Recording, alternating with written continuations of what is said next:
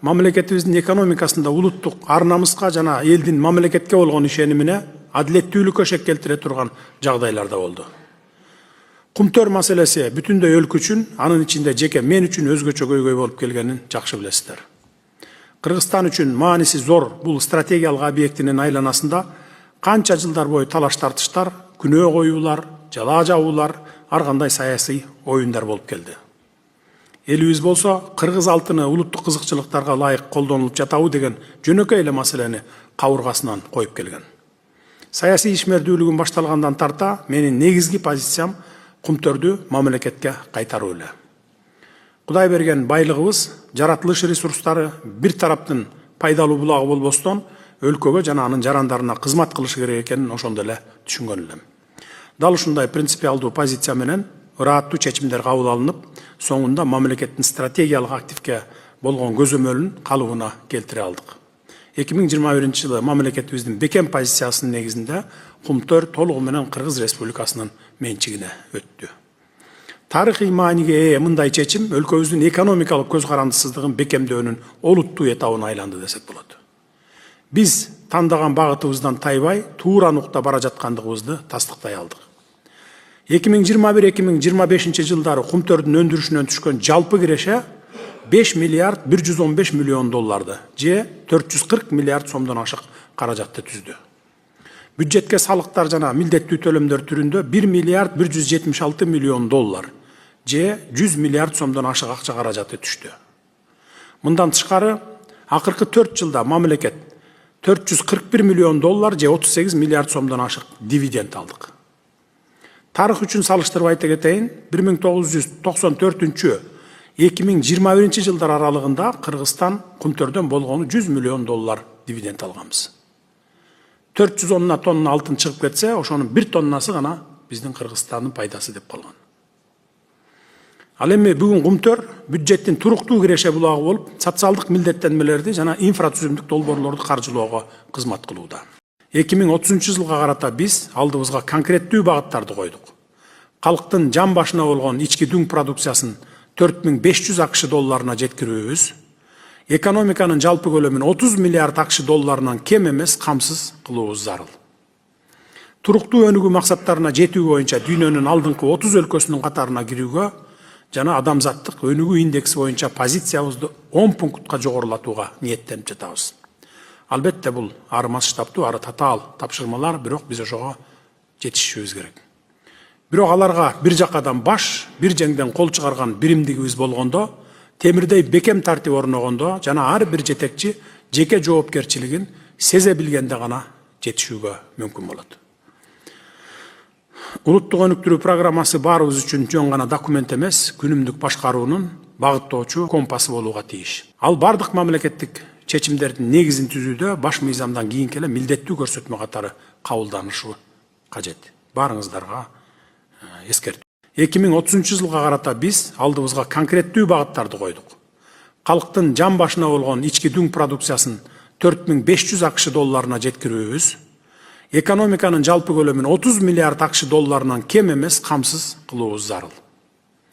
Туруктуу өнүгүү максаттарына жетүү боюнча дүйнөнүн алдыңкы 30 өлкөсүнүн катарына кирүүгө жана адамзаттык өнүгүү индекси боюнча позициябызды 10 пунктка жогорулатууга ниеттенип жатабыз. Албетте бул ары масштабтуу, ары татаал тапшырмалар, бирок биз ошого жетишишибиз керек. Бирок аларга бир жакадан баш, бир жеңден кол чыгарган биримдигибиз болгондо, темирдей бекем тартип орногондо жана ар бир жетекчи жеке жоопкерчилигин сезе билгенде гана жетишүүгө мүмкүн болот. Улуттук өнүктүрүү программасы баарыбыз үчүн жөн гана документ эмес, күнүмдүк башкаруунун багыттоочу компасы болууга тийиш. Ал бардык мамлекеттик чечимдердин негизин түзүүдө баш мыйзамдан кийинки эле милдеттүү көрсөтмө катары кабылданышы кажет. Баарыңыздарга эскертүү. Ички иштер министрлиги масштабтуу санариптик трансформациядан өттү. Өлкөнүн бардык аймактарында сутка бою мониторинг жүргүзгөн заманбап видео байкоо системалары орнотулду жана дагы улантылып жатат. Натыйжада катталган кылмыштардын саны 73%га кыскарды. Камералар орнотулган коомдук жайларда оор мыйзам бузуулар 68%га азайды. Мунун баары биздин көчөлөрдүн коопсуздугуна, үй бүлөлөрдүн тынычтыгына, ата-энелердин балдар үчүн ишенимине багытталган аракеттер десек болот. Биздин күчтүү мамлекет курабыз деген билдирүүлөрүбүз куру сөз катары кабыл алынбашы керек. Бул чек араны коргой билүү, адилеттүүлүктү камсыз кылуу, кылмышкерлерди жазасыз калтырбоо, ошол эле маалда ар бир жарандын коопсуздугуна кепилдик берүү жөндөмдүүлүгү тууралуу сөз деп айтар элем. Салык 5 жыл ичинде болжол менен 4 эсеге, бажы төлөмдөрү 6 эсеге, салыктык эмес киришелер дээрлик 9 эсеге өстү.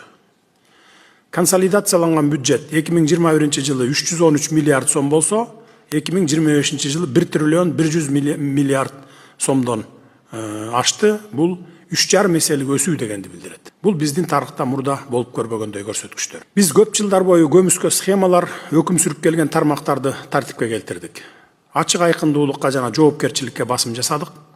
Эң башкысы фискалдык звенолордогу коррупциялык тобокелчиликтердин мүмкүнчүлүктөрүн кыскарттык эле натыйжалары дароо байкалды. Мындай ыкчам өсүш дүйнөлүк практикада негизинен сейрек кездешет. Көп учурда мындай динамика чийки затка баалар кескин жогорулаганда же уникалдуу бир кендер ачылганда гана болот. Бизде болсо бул жыйынтыктар системалуу реформаларды жүргүзүү, салыктык жол жоболорду фискалдаштыруу, көмүскө экономиканы ачыкка чыгаруу, финансылык тартипти күчөтүү, бажы жана салык кызматтарын модернизациялоо, ачык жана түшүнүктүү эрежелерди киргизүү аркылуу жетиштик. Натыйжада мамлекетибиз финансылык жактан өз алдынчалыкка жетип, туруктуулукту камсыздап, ири инфратүзүмдүк жана социалдык долбоорлорду тышкы колдоолорсуз ишке ашыра ала турган деңгээлге жеттик. Акыркы 4 жылда реалдуу экономикалык өсүштүн орточо жылдык темпи 10,2% түздү. Эл аралык валюта фондунун маалыматына ылайык 2024 жылы Кыргызстан ички дүң продукциянын реалдуу өсүшү боюнча дүйнөдө алдыңкы 3 өлкөнүн катарына кирди. Ошентип, соңку жылдары Кыргызстандын финансылык туруктуулугу принципиалдуу түрдө жаңы деңгээлге чыкты. Мамлекеттик саясаттын маанилүү багыты катары калктын кирешесин жогорулатуу боюнча системалуу иштер жүргүзүлдү. Биз бюджеттик чөйрөнүн кызматкерлеринин, педагогдордун, медицина кызматкерлеринин, мамлекеттик жана муниципалдык кызматкерлердин, бийликтин бардык бутактарынын кызматкерлеринин эмгек акыларын ырааттуу түрдө көбөйтө алдык. Айлык акылар, пенсиялар жана социалдык төлөмдөр олуттуу түрдө жогорулатылды.